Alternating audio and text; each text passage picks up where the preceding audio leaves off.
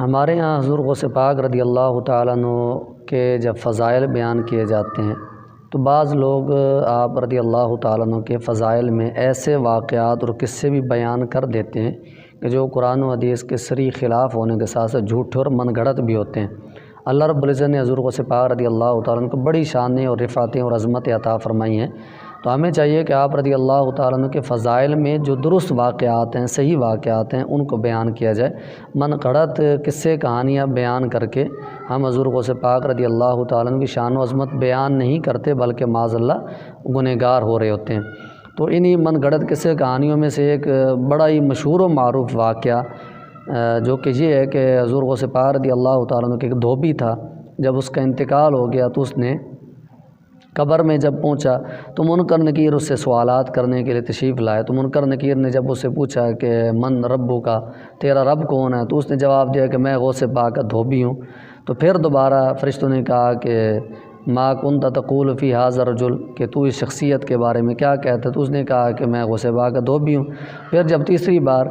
تیسرا سوال کیا کہ ما دینک کا، تیرا دین کیا ہے، تو اس نے کہا کہ میں غوث پاک کا دھوبی ہوں۔ تو یہ بار بار یہ جواب دیتا رہا، یہاں تک کہ فرشتوں نے اللہ رب العزت کی بارگاہ میں عرض کیا کہ ہم اس بندے کے بعد سوال کرنے کے لیے گئے ہیں، تو یہ بار بار یہ جواب دیتا ہے کہ میں غوث پاک کے دھوبی ہوں۔ تو اللہ رب العزت نے ارشاد فرمایا کہ اس کے یہی جواب جو ہے، اس کے اندر سارے جوابات آ چکے، لہٰذا اس کو جنت میں داخل کر دو۔ تو یہ واقعہ ہمارے یہاں بیان کیا جاتا ہے جو سرے سے من گھڑت اور جھوٹا واقعہ ہے۔ اس کے حوالے سے میں ایک دو حوالہ جات پہ آپ کے سامنے پیش کر دیتا ہوں۔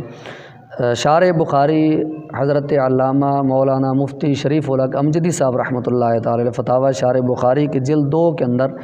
صفحہ نمبر 125 پر اسی واقعے کے حوالے سے آپ سے سوال ہوتا ہے۔ فرماتے ہیں کہ یہ حکایت نہ میں نے کسی کتاب میں دیکھی ہے اور نہ کسی سے سنی ہے، اور فرماتے ہیں کہ یہ واقعہ کئی وجوہ سے غلط ہے، کئی وجوہات کی بنا پر یہ واقعہ غلط ہے۔ اولاً تو قبر میں یہ سوال ہی نہیں ہوگا کہ تو کس کا امتی ہے، بلکہ سوال یہ ہوگا کہ ما تقول فی ھذا الرجل، حضور اقدس صلی اللہ تعالیٰ علیہ وسلم کی طرف اشارہ کر کے پوچھا جائے گا کہ ان کے بارے میں کیا کہتا تھا۔ تو ایک تو یہ سوال فرماتے ہیں کہ اس سے بھی پتہ چلا کہ یہ واقعہ جھوٹ ہے، کیونکہ قبر کے اندر یہ سوال ہونے نہیں ہے کہ تو کس کا امتی ہے، بلکہ یہ سوال ہونا ہے کہ اس ہستی کے بارے میں تو کیا کہتا تھا۔ ایک ثانیاً یعنی دوسری وجہ یہ ہے کہ نکیرین حضور غوث پاک رضی اللہ تعالیٰ عنہ کو نہ پہچانتے ہوں نہ جانتے ہو، یہ غلط ہے، کیونکہ حدیث صحیح میں ہے کہ اللہ عز و جل جب کسی بندے کو محبوب بنا لیتا ہے تو آسمان میں منادی فرما دیتا ہے کہ فلاں بندہ میرا محبوب ہے، تم لوگ بھی اس سے محبت کرو۔ اور سرکار غوث اعظم رضی اللہ تعالیٰ عنہ بے اتفاق مسلمین، یعنی تمام مسلمانوں کے اتفاق ہے کہ آپ اللہ تعالیٰ کے محبوب ہیں، محبوب خدا ہیں، پھر منکر نکیر انہیں نہ جانے یہ کیسے ممکن ہے؟ تو یہ دوسری وجہ تھی اس واقعے کے من گھڑت ہونے کی۔ پھر فرماتے ثالثاً، یعنی تیسری وجہ یہ ہے کہ احادیث میں تصریح ہے، یعنی واضح طور پہ احادیث میں فرمایا گیا ہے کہ اگر مومن ہوتا ہے تو قبر کے تینوں بنیادی سوالوں کا جواب دے دیتا ہے کہ میرا رب اللہ ہے، میرا دین اسلام ہے، اور یہ اللہ کے رسول محمد صلی اللہ تعالیٰ علیہ وسلم ہے۔ اور منافق یا کافر ہوتا ہے تو یہ کہتا ہے کہ ہائے ہائے میں نہیں جانتا۔ تو اس سے پتہ چلا کہ جو بھی مومن ہوگا، چاہے اس کی کوئی بھی زبان ہو، چاہے وہ پڑھا لکھا ہے، چاہے ان پڑھ ہے، چاہے جاہل ہے، جب قبر کے اندر جائے گا، جب اس سے سوالات ہوں گے، تو اگر مومن ہے تو یہ سارے سوالات کے جوابات اللہ تعالیٰ کی رحمت سے دے دے گا، اور اگر منافق یا کافر ہے تو یہ ان سوالات کے جوابات نہیں دے سکے گا، بلکہ ہیات لا ادری کہے گا کہ ہائے افسوس میں نہیں جانتا۔ تو اگر اس واقعے کو بالکل مان بھی لیا جائے کہ یہ واقعہ درست ہے، تو اس صورت میں یہ بالکل پکی بات ہے کہ یہ غوث پاک رضی اللہ تعالیٰ کا جو دھوبی تھا یہ مومن تھا، اور مومن جو ہے وہ تو قبر میں سوالات کے جوابات دے لیتا ہے، تو اس کے بار بار یہ کہنا ہے کہ میں غوث پاک کا دھوبی ہوں، میں غوث پاک کا دھوبی، میں غوث پاک کا دھوبی ہوں، یہ جواب دینے کا بالکل ہرگز تو کی نہیں بنتا۔ اور اگر یہ کہا جائے کہ یہ غوث پاک رضی اللہ تعالیٰ کا دھوبی معاذ اللہ منافق کافر تھا، تو پھر یہ کہا جائے گا کہ وہ اس کا یہ کہنا کہ میں غوث پاک کا دھوبی ہوں، یہ جواب پھر بھی نہیں بنتا، بلکہ اسے تو یہ کہنا چاہیے تھا کہ ہیات لا ادری، کہ میں ہائے افسوس میں نہیں جانتا۔ تو بہرحال یہ کہ یہ واقعہ حضرت مفتی شریف الحق امجدی صاحب رحمۃ اللہ تعالیٰ نے اس کو بیان فرمایا کہ جھوٹ ہے۔ اسی طرح اسی واقعے سے متعلق حضرت